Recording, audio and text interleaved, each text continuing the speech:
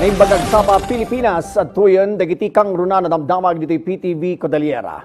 Napinta sa damag may kapati Cordillera iti kapartakan na growth rate iti ekonomiya iti Pilipinas. Iti 2023 nailista ti Cordillera iti 6.9% a panaggato iti ekonomiya. Report manipod kini Janice Dennis.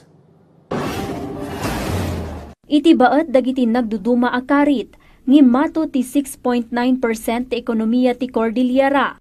Katukad daytoy ti 361.1 billion pesos a gross regional domestic product iti 2023. Nangat nga no idilig iti 337.8 billion pesos nga economic output iti 2022. Kadagkelan iti kontribusyon iti ekonomiya ti agriculture, forestry and fishing a 7.7%, services a 68.1%, kan iti industry at 24.2%. Grew by 6.9% in 2023 with the additional 23.3 billion pesos on top of the 337.8 billion pesos economic output of the region in 2022. May kapatpay ti rehiyon nga adaan iti highest growth iti Pilipinas. Gapu dayta iti panagbabati mining and quarrying iti negative 1.7%. Agriculture, forestry and fishing iti negative 1.3%. Kan iti public administration and defense kan compulsory social activities iti negative 0.8%. Dakkel ti nagbabaan ti mining and quarrying gapu ta upat laeng ti operating mines a napalubusan. Overall, sa buong Pilipinas, nag-slow down ang economy. Positive naman, pero slow down. Ang nag-hamper lang sa ating mas mabilis sana, baka hindi lang mga fourth fastest growing economy tayo, kung hindi nag-negative ang public administration.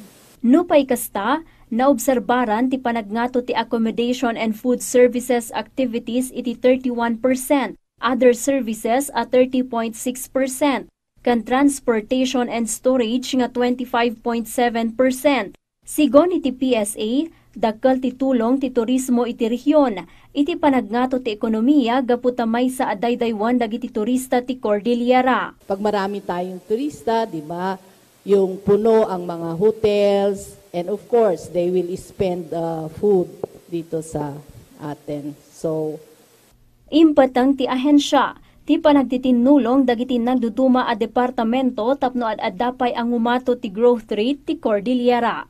Janice Dennis, para iti Pambansang TV, iti Baro, a Pilipinas. Kabayatan na napinta sa damag para kaliti job seekers kay Lian na surok 2,000 at trabaho ti may jaya ti maangay Labor Day Job Fair iti Baguio City inton May 1 ni Dan Tigito para iti detalye. Itaatawen, maselebraran ti may ka-122 a Labor Day nga daan iti tema asa bagong Pilipinas, manggagawang Pilipino, kabalikat at kasama sa pag-asenso. Kagiddan daytoy, maisayangkat met ti simultaneous nationwide job fair. Iti Baguio City, duwate agbalin na venue. Maysa ditoy ti kadakkelan na mall iti syudad. 22 allocators tinagkumpirma ang makipaset iti job fair, ang mangijaya iti 376 job vacancies. Ti maysa pay a job fair, mapasamak met iti Baguio Cultural and Convention Center. Nagduduma a local can overseas agencies ti makipaset, amang ijaya met iti nasurok 1,800 jobs.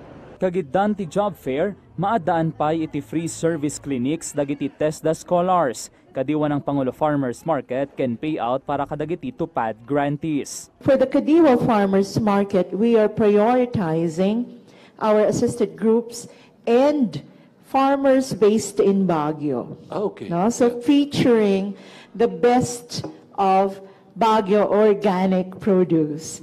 So this is different, no?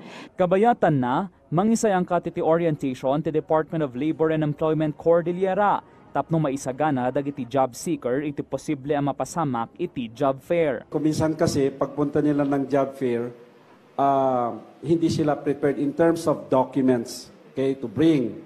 And of course yung dress code, parang ganon, no? and how to prepare the resumes. So yun yung ituturo natin sila. We invited speakers, no, to talk on these matters. So parang preparation do sa kanila bago yung job fair. Balakad mo, ti Peso Manager Designate iti syudad ani Romelda Escanio kadagiti job seeker. Come properly attired, neat and clean. Watch your P's and Q's, your fingernails. No, first impressions last. So bring your resumes. Make sure that your resumes are neat and clean because they reflect your personality. Bring all of your credentials, but make sure that you photocopy all of these because we do not want you to pass your originals to the interviewers. Dan tigito para iti pambansang TV, iti baro, Pilipinas.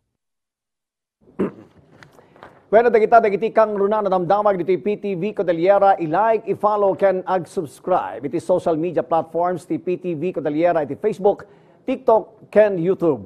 Para iti PTV Balita Ngayon sa probinsya, shop ni Eddie Carta, Naimbag, Ngaldaw.